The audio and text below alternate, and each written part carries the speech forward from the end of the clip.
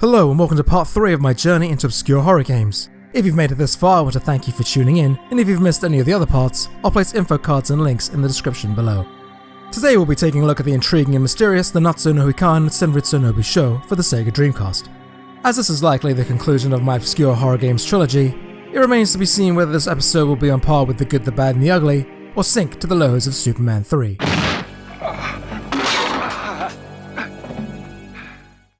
Nanatsu no Hikan officially began and ended its life as a Japan-only Dreamcast exclusive, and while it was slated to be ported over to the West as Seven Mansions The Uncanny Grimace, it was inevitably cancelled.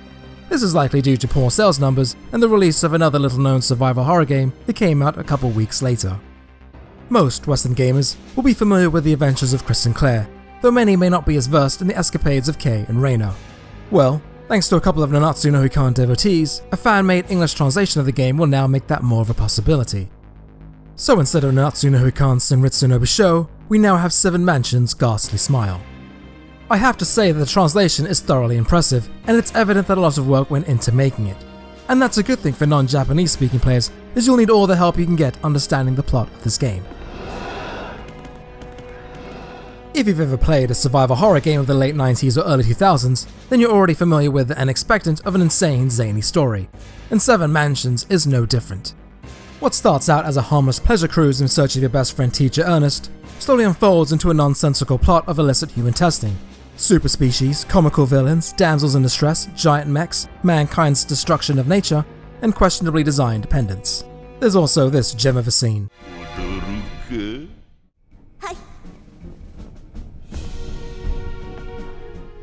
But don't worry, everything wraps up nicely before summer vacation ends. And I'd have done it too, if you kids hadn't come along. Seven Mansions begins with the best of intentions.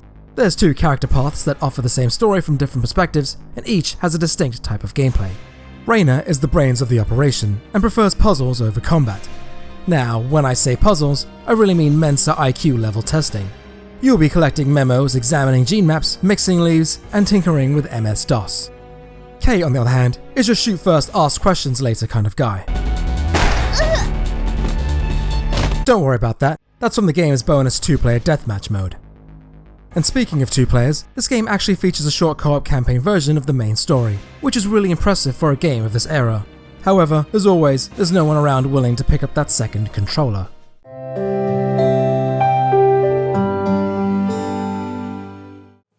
At the end of the day, this is a survival horror game, and most will truly want to experience it solo for that added scare factor.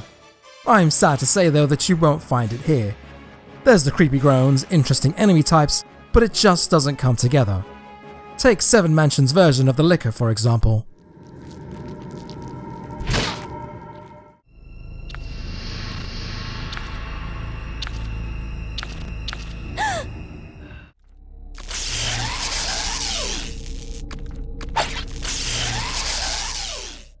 It also wasn't just this battle, but pretty much every encounter in the game. Despite the clunky combat controls, enemies and bosses can easily be stun-locked and defeated, especially once Reina gets her OP laser pen. When this happens, set your phases to kill and one-shot any regular enemy and cakewalk any boss. Truthfully, the scariest enemy in this game is your brain-dead AI companion. In an added twist, the developers felt a need to enable friendly fire, which is fine for 2 human players, but not with your cretinous computer-controlled consort, who will unquestionably take that shot, regardless of you gracing his line of sight. Though, I will admit, I may have enacted some revenge from time to time. About halfway through the game, I actually ended up taking Kay's gun away from him. I mean, I did leave him with the knife however, I'm not that heartless.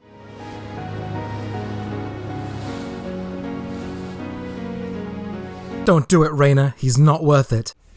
It's really difficult to sum up my time with Seven Mansions.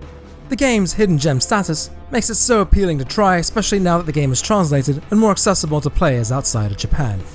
However, it's hard to recommend this to others without some deep caveats. The survival horror is non-existent, the controls and combat are stiff even by tanky standards, and the plot takes itself way too seriously and raises more questions than it answers. In spite of that, I can appreciate the ambition of this game, and you can tell that Koei had their hopes in continuing the franchise. There are a lot of endearing features that the game offers. Its unintentional cheesiness, the dynamic camera system that seamlessly switches perspectives from first, third and fixed angles, as well as the wacky where are they going with this plot. The sheer obscurity of this game alone makes it enticing, but I will warn you, there are many moments where this feels like an absolute grind to get through. However, at your next Halloween get-together, while everyone is discussing their favourite survival horror games, you can bring up this little treasure. Regale them about how you, a fellow classmate and a supercomputer controlled by a human brain, forward the plans of an advanced species and its baby-faced door army, using a shaped pendant to stop a girl from awakening a mech that would destroy the entire planet. Then sit back and simply marvel at the shocked expression of all your friends. Because, at the end of the day, isn't that what really matters? Happy Halloween. Hey, thank you for watching, and absolutely leave me a comment below with your thoughts. If you enjoyed the video, consider dropping a like, checking out the rest of my channel, and subscribing for more. Thanks again, and take care.